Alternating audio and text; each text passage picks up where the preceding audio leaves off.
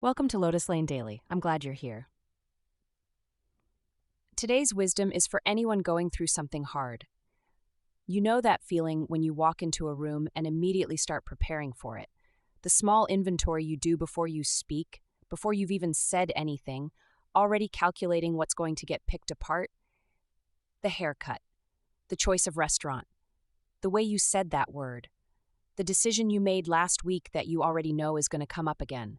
You've been doing this preparation your whole life, and you're so good at it now that you don't even notice you're doing it. Living with a parent who criticizes everything does something specific to a person. It doesn't just make you feel bad in the moment. It teaches you that you are the kind of person whose choices are wrong, that your instincts are suspect, that whatever you do naturally without thinking is probably a mistake. You learn to second-guess yourself at such a deep level that the second-guessing eventually becomes your first voice, the one that speaks before anything else. That voice is not your own. It was put there, and understanding that matters. What constant criticism actually does to a person. Criticism, when it comes occasionally from someone who otherwise makes you feel safe, is useful. It's how we learn. But criticism that is constant, that has no off switch, that applies to everything from major decisions to how you load the dishwasher, that's something different. That's not guidance. That's a pattern of control, often unconscious, that keeps another person in a permanent state of inadequacy. The effect over years is that you start to lose access to your own judgment. Not dramatically. You don't wake up one day unable to function. It's subtler than that. You reach for an opinion and find a pause there, a checking mechanism, before you let yourself have the opinion at all. You make a decision and almost immediately feel something like dread, not because the decision is bad, but because some part of you is already pre-living the moment when someone tells you it was wrong. This is exhausting in a very specific way. Not the tiredness of overwork, but the tiredness of someone who has been quietly vigilant for decades, always scanning, always anticipating, never fully able to relax into their own skin. One thing that's worth knowing, every person you meet is fighting a battle you know nothing about. A modern writer said that simply. Your parents' relentless criticism almost certainly has roots in their own story. A parent who criticized them, or a life that made them feel out of control, or a way of caring that got twisted somewhere along the way. That doesn't make it okay, but it does mean it was never really about you. Your choices were the occasion for something they were carrying long before you arrived. The trap of trying to get it right. Here's what many people do, and it makes complete sense even though it doesn't work. They try harder. They try to become uncriticizable. They optimize their choices, pre-explain their decisions, over-prepare for every interaction. They think, if I can just do this well enough, the criticism will stop. It doesn't stop. It can't, because the criticism was never really about whether your choices were actually good. It was about a pattern of relating that has nothing to do with the quality of your decisions. The harder trap is this. Some people get so good at trying to please the unpleasable parent that they start doing it with everyone else too. With partners, with bosses, with friends. That same anxious pre-calculation, that same reading of the room, that same spending of enormous energy on anticipating disapproval.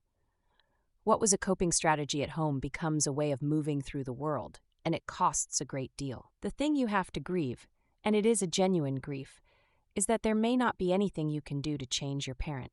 Some people soften over time, some don't, some become more critical as they age. The behavior is deeply habitual and often invisible to them. Waiting for it to stop on its own is a long wait with no guarantee.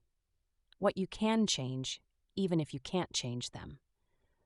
The first practical thing is to notice, when criticism lands, what the actual content is versus the pattern. Sometimes, not always, but sometimes, there is something real and useful inside the delivery. The criticism that your project plan was underdeveloped might be harsh, but it might also be accurate. Separating the grain from the delivery is worth doing. It lets you take what's useful without handing the critic total authority over your self-worth. The second thing is to reduce the surface area where you need their approval. This is not about cutting people off or building walls. It's about being practical. If every conversation about your career becomes a wound, you can choose not to make your career the conversation. You can be warm and present and still choose what you expose. Protecting yourself is not dishonesty, it's wisdom. Third, and this is the slower, deeper work, you have to actively build a different relationship with your own judgment. This means making small decisions and then noticing that the world didn't end. It means trying things and seeing what happens without framing the result through someone else's likely reaction. It means gradually starting to trust that your instincts have some value, even though you've been taught otherwise for a very long time. Genuine compassion means not only sharing another's suffering, but also helping them to realize their own strength. An old letter frames it that way. What that means for your life right now is that the people who actually care about you, real friends, good partners, honest mentors, will show you something different from what you grew up with. They'll disagree with your choices without making you feel worthless. They'll tell you when you're wrong and stay in the room. That combination, honesty without cruelty, is what you deserve, and it exists, and you can orient yourself toward it deliberately. The grief under the frustration. There's something else here that doesn't come up enough when people talk about critical parents. Under the frustration, under the walking on eggshells and the exhaustion and the preemptive self-doubt, there is usually grief. The grief of wanting something simple, to be accepted as you are, to have a parent who looks at you and feels glad, not disappointed, and not getting it. That is a real loss. A child deserved to have that. You deserve to have that.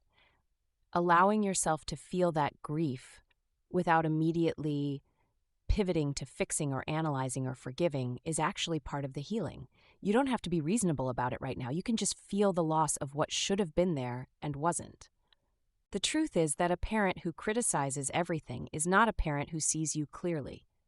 They see their expectations, their anxieties, their own history projected outward.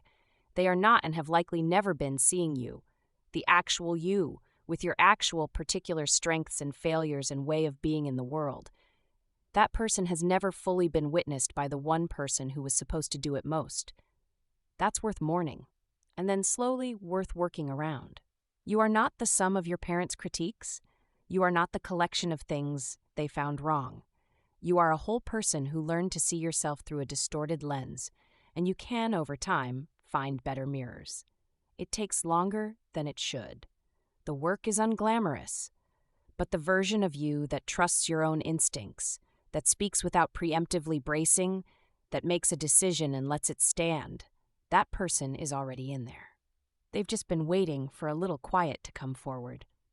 That's the wisdom for today. If something here landed for you, share it with one person who might need to hear it too. Take it slow. I'll see you tomorrow on Lotus Lane Daily.